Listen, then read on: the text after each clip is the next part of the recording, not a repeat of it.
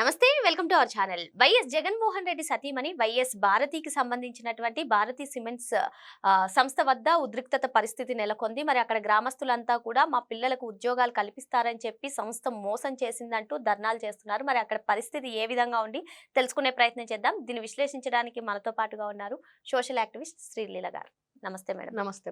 Bharati cements మీద చాలా కేసులు ఉన్నాయి మేడం. అసలే సున్నపు గనుల లీజును కూడా రద్దు చేయాలని చెప్పి ప్రభుత్వం కూడా చర్యలు తీసుకోబోతుంది. ఇంకా భారతి సిమెంట్స్ ని జగన్మోహన్ రెడ్డి అధికారం ఉపయోగించి పక్కా ఇళ్ల నిర్మాణం అప్పుడు కూడా అవకతవకలు చేశారని కూడా కొన్ని కథనాలు వినిపించాయి. ఇప్పుడు ఆ సంస్థ దగ్గరికి అక్కడ ఉన్న గ్రామస్తులంతా కూడా ధర్నాలు చేయడం, మా పిల్లలకు ఉద్యోగాలు ఇస్తారని చెప్పి మోసం చేశారంటూ వాళ్ళు ధర్నాలు చేస్తున్నారంట. మరి ఇప్పుడు పరిస్థితి ఏ విధంగా ఉంది, ఏం చెప్తారు దీని మీద?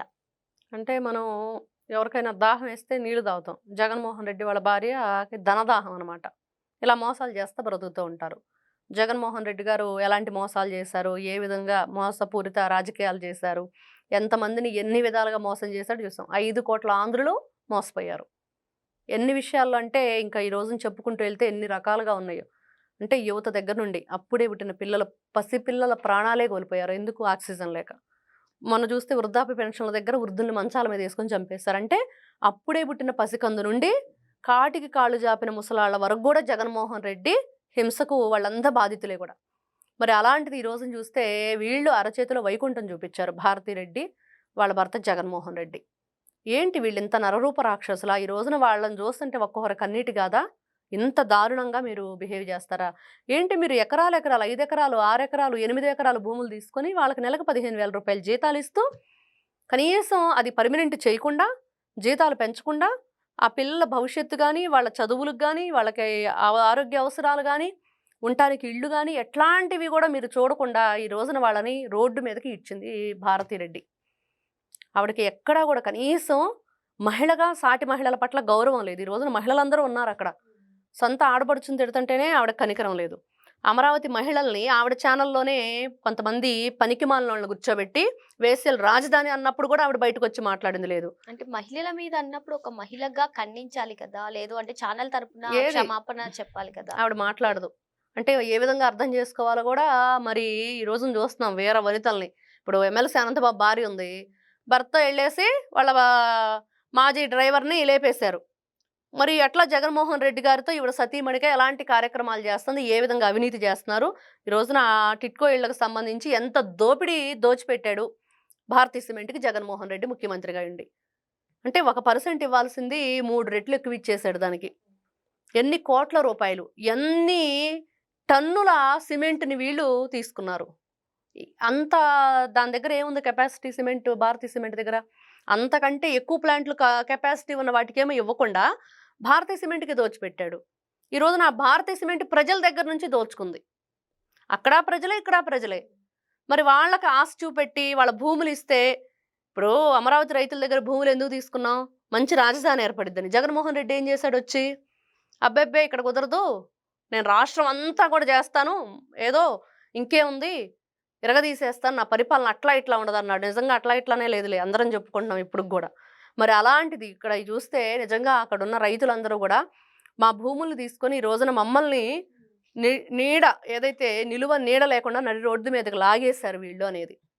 ఎంత ఘోరంగా ఉందంటే వాళ్ళంతా రోడ్డు మీదకి వచ్చేసారు ప్లకార్డులు పట్టుకొని, మాకు న్యాయం చెయ్యండి, మాకు ఇక్కడ ఉద్యోగాలు పర్మనెంట్ చేసేసి, ఉద్యోగ జీతాలు పెంచేసి, పిల్లలకి మంచి చెడు వాళ్ళ ఆరోగ్య అవసరాలు అవన్నీ కూడా చూసుకోవాల్సిన బాధ్యత ఉంది యజమానిగా. వాళ్ళకి ఏం హామీలు ఇచ్చారు ఆ రోజు? అంటే నార్మల్ గానే ఏదైనా కంపెనీ పెడుతున్నారు అంటే ఆ సంస్థకు సంబంధించిన అంత వాళ్ళు కూడా గ్రామస్తులకి మేము జాబ్స్ ఇప్పిస్తాం మీ పిల్లలకి అంటే వాళ్ళు చేస్తారు.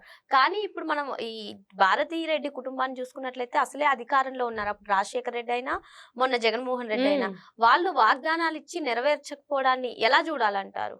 ఇక్కడ వాళ్ళకి వాగ్దానాలు ఇచ్చి నెరవేర్చకపోవటానికి అస్సలు ఉర్సా అనే కంపెనీకే 99 పైసలకి భూమిని కట్టబెట్టకుండానే 99 పైసలకి ఇడ్లీ వస్తుందో రోదో కానీ భూమిని మాత్రం కట్టబెట్టాడని మొన్న ఎమ్మెల్సీ ఆ వరుది కళ్యాణి మళ్ళీ చెప్తుంది. ఈవెన్ జగన్మోహన్ రెడ్డి గారు కూడా అన్నారు. ఆయన అప్పుడు అన్నాడు, మళ్ళీ ఇప్పుడు రిపీట్ చేయటం మండల్లో, శాసన మండల్లో ఆడ తీసుకొచ్చినప్పుడు నారా లోకేష్ గారు వెంటనే దానికి స్పందించి చెప్పారు, 5 కంపెనీలు ఓకే, 6వ కంపెనీ ప్రూఫ్ చూపిస్తే మేము కూడా ఉందో లేదో చెప్తాము, నిజాలు ఒప్పుకుంటామని. ఈ రోజున విత్ ప్రూఫ్స్‌తో ప్రజలందరూ ముందుకొచ్చి, నువ్వు ఏదైతే భూములు వాళ్ళ దగ్గర నుంచి లాక్కున్నావో, నువ్వు ఏదైతే ఈ రోజున భారతీయ సిమెంట్ తోటి మరి అందరిని మోసం చేస్తూ, అందరికీ కూడా ఏ విధంగా నీ ఆస్తులు మరి వృద్ధి రేటు పెంచుకున్నావు తప్పించి అభివృద్ధి అయితే లేదు. మరి అలాంటిది ఈ రోజున ప్రజలకు వీళ్ళేం సమాధానం చెప్తారు? ఈ వృద్ధి రేట్ అంటే మీరు రాష్ట్ర వృద్ధి రేట్ అనుకుంటారండి. అబ్బే! వీళ్ళకి ప్రతి మనిషికి ఒక వృద్ధి రేట్ ఉంది. జగన్మోహన్ రెడ్డి గారికి సెపరేటు, భారతీ రెడ్డికి సెపరేటు, నీయే నాయి ఆస్తులు. మళ్ళీ వాళ్ళ కూతుర్లిద్దరికి సెపరేటు, ఇతర దేశాల్లో పెద్ద పెద్ద 5 స్టార్ హోటల్సు. ఇంకా వీళ్ళకి చెప్పుకుంటూ పోతే బంగారు ఇటుకరాళ్ళే కొన్నారంట, బిస్కెట్లు గాదు. మరి అది మద్యం కుంభకోణంలో. ఇలాగ ఈ విధంగా రాష్ట్రంలో ప్రజల జీవితాలతో నాశనం వాళ్ళ చెలగాటాలాడారు. వాళ్ళు ఆరోగ్యాలు చెడగొట్టేశారు. ఈ రోజున ఈ భారతీ సిమెంటు ఏదైతే ఈ వ్యవహారం ఉందో, ఈ రోజున బట్టబయలైతే టీడీపీ భారీ ఎత్తున వాళ్ళకి మద్దతు తెలపడానికి వెళ్ళటం గానివ్వండి, అక్కడ పోలీసులు గానివ్వండి, ఇవన్నీ చూస్తూ ఉంటే ఖచ్చితంగా వైఎస్ జగన్మోహన్ రెడ్డి సతీ సమేతంగా పాపం పండిందా?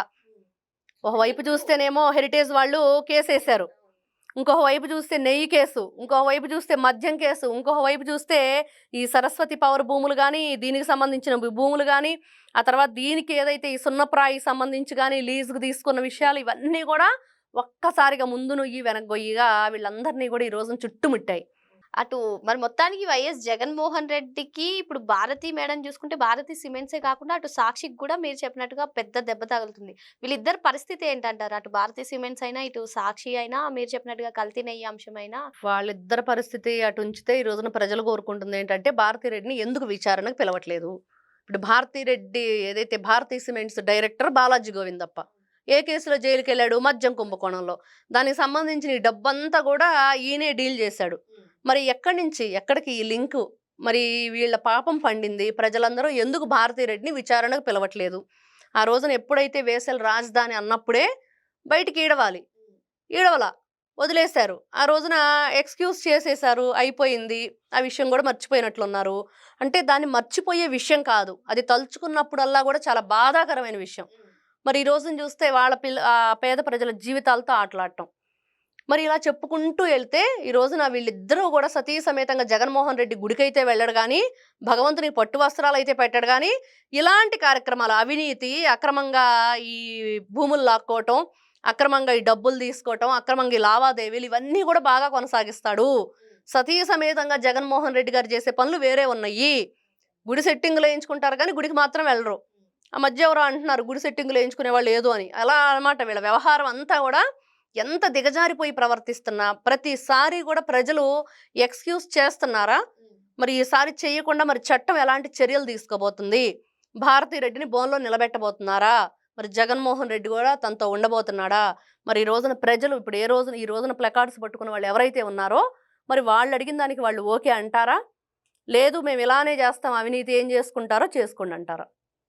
మరి మొత్తానికి భారతీ సిమెంట్స్ పరిశ్రమకైనా కానివ్వండి, అటు జగన్మోహన్ రెడ్డికి ఇటు భారతీ మెడలకు అయితే ఉచ్చు బిగుస్తుంది అని చెప్పి మేడం చెప్తున్నారు. మరో అంశంతో మళ్ళీ కలుద్దాం. Thank you madam. నమస్తే.